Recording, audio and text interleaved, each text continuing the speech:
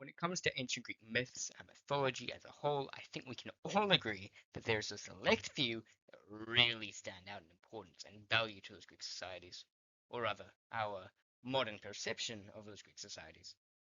And very few stand as tall as the Homeric hymn to Demeter in terms of our understanding.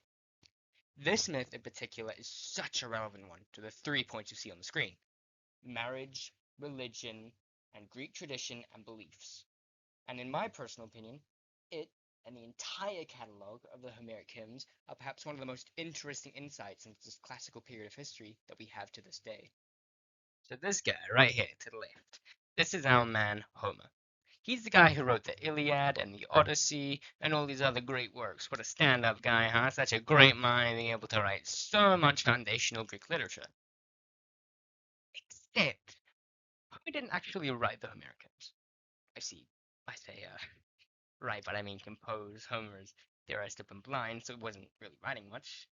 There's even speculation that Homer, as we understand him, does not exist, because there's ideas that Homer was actually multiple people all working on the same projects, as was the case with the Homeric hymns, not written by Homer, but by a number of anonymous poets. They're simply called the Homeric hymns because they follow the same style of Homer's epics, such as the Iliad and the Odyssey.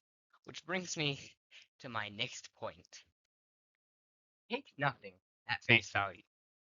An important thing to note about all of these writings is that they are very, very old, dating back to the times of oral storytelling, a point we will come back to much more towards the end of the tail end of this discussion. Because all of these stories are being told orally, there's no exact way to pinpoint the origins of these myths. As such, our understandings of the myths may be vastly different to the original stories told by the rhapsodes and their intentions.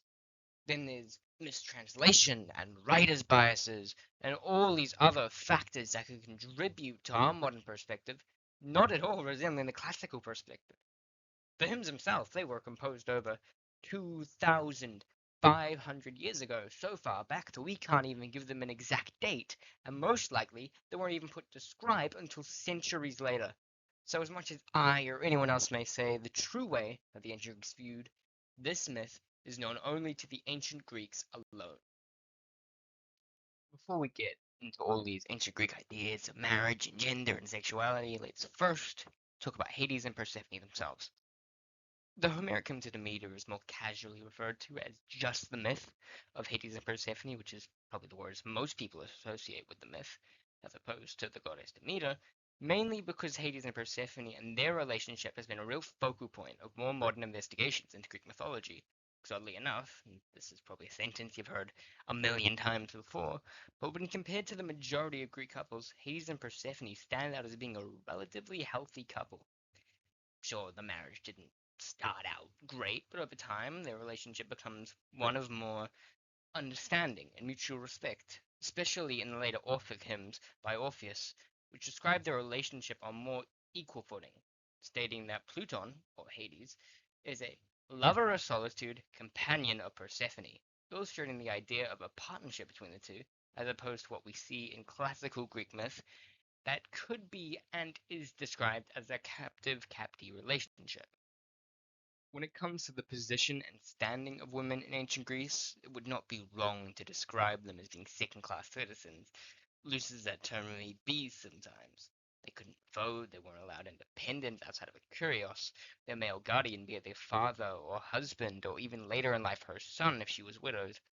There's a clear idea in ancient Greece of women not having autonomy outside of their expected roles as a woman. And this is clearly an example of what we see in the Homeric to Demeter. Zeus, the Kurios, not only of all of ancient Greece, but also Persephone and Demeter, giving Persephone away to Hades without the consultation or consideration of Demeter. This really does give us a clear view what exactly was going on within the typical Greek household, and I wouldn't be surprised if this myth in particular was used to reinforce the ideas of Kurios. Perhaps saying things such as, if Zeus does it, why shouldn't I? Because the gods in a lot of ways were the reflection of ancient Greek society, and a good examination into how the usual Greek household would operate. Zeus being a reflection of the Kurios, and Persephone being a woman who, under traditional Greek ideas, was not granted autonomy outside of what her father gave her. Persephone may be a reflection of the powerlessness women may have felt during this time, But Demeter may be a reflection, or rather an ideal, of a woman with power. Because what does she do? She causes a famine. She uses her godly power to protest this decision by Zeus, and they eventually reach a compromise. There's definitely a whole idea around Demeter and what she represents as a woman in Greek society. Perhaps her defiance against Zeus and Hades is an ideal of power that many Greek women around this time wished that they could have been afforded. Now, women may not have had the kind of power a man had in ancient Greece, but the role they played in religion, or rather the goddesses did, could not be understated. Even though she may not have had, any agency regarding who she was marrying and where she would be spending the rest of her life, the story of Persephone was one that was rather vital to the ancient Greeks, and it stood as an explanation why it got so darn cold during that one part of the year, aka the seasons. The Greeks saw the reunion of Demeter and Persephone as this time of joy and rebirth, also known as spring, a time where Demeter, in her joy, would return life to the earth after spending months missing her daughter. Many festivals were held in celebration of the reunion of mother and daughter, including the Eleusinian Mysteries. The Eleusinian Mysteries are a rather important part of the way that the Greek society reacted to the tale of Persephone and Demeter, being a series of mysterious and secret ceremonies undertaken during the spring, this time when the mother and daughter would meet again. The mysteries refer to the fact that what happened during these rituals was to never be spoken of, under the threat of death or exile from society. The controversial statesman Alcibiades, the guy who flip-flopped during the Peloponnesian War? Yeah, he got exiled for mocking the mysteries, though he was a rather divisive figure, and it wouldn't be outlandish to think that it was just one of the many rumors floating around about him. Regardless, the importance of the Eleusinian mysteries could not be understated in Greek society. At the start of this, I mentioned just how unreliable oral storytelling could be for us when it comes to peering through the window of time. But perhaps I denoted the overall importance of the tradition of oral storytelling and what it meant in ancient Greece. Because more than anything, the tradition of oral storytelling in ancient Greece was an important one. It could probably even be considered a pillar of the ancient world. You'd go out to work, you'd come home, and then on the weekends, you and your family would go out to the theater and see one of these myths. It was a part of life in ancient Greece. You would go and see the rhapsode and be entertained by these stories that usually carried an important message with them, like the value of honor or family, or the importance of worshipping the gods. It was a spectacle, more like a movie than a book, just with an old Greek guy instead of Brad Pitt.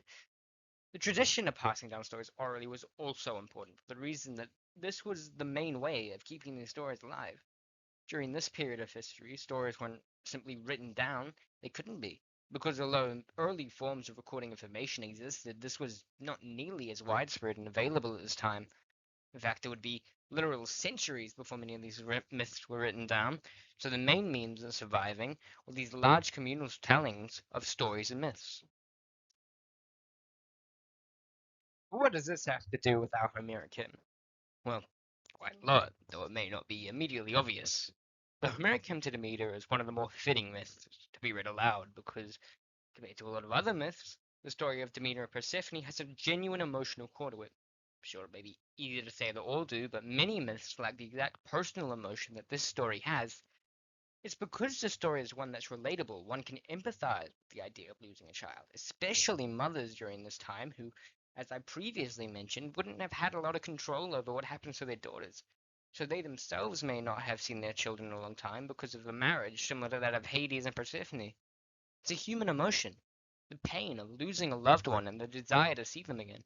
An emotion that many other stories of heroes and their great feats, no matter how entertaining, are just simply lacking. That wasn't the case with this story. It was impactful and emotional. It was the kind of story that was going to be passed down because of the immense emotion and importance it held to many hearing it.